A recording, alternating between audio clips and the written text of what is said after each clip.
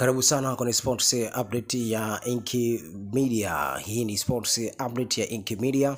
Kikosi cha timu ya Taifa Stars kimeweza kutoka kikosi ambacho kitakachoenda kuvaana ni kikosi ambacho kinachoonekana ni kikosi kinachohitaji matokeo kwa kipindi cha kwanza. Golini ni Aish Manula, Lusajo Mwekenda, Mohamed Hussein Shabalala, Bakal Nondo Mamnyeto, Ibrahim Hamad Abdallah, Himid Mau Mkoma, Mudathir Yahaya, Faisal Salum na Ben Strike, Mbwana Ali Samata na Simon Happy God Msuva. Hao ndio wachezaji ambao watakoingia hii leo katika uwanja wa timu ya Morocco kwenda kutupa karatao ya kwanza michuano hiyo ya AFCON, ambao hii leo Taifa Stars itaingia dimbani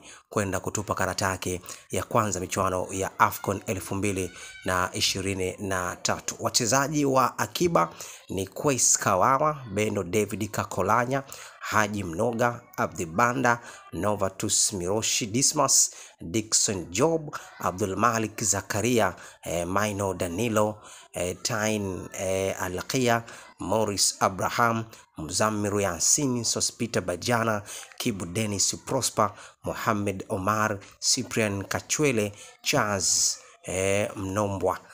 Hao ndio wachezaji wa akiba, na wachezaji ambao walioanza hii leo ni wachezaji 11. Golini kule bilingoti mitatu yupo Aish Salum Manula, lakini pia nimeona Mohamed Hussein Shabalala, Nondo Bakari Mamnyeto, Lusajo Mwekenda, Mbwana Ali Samata, Simon Happy God Msuva.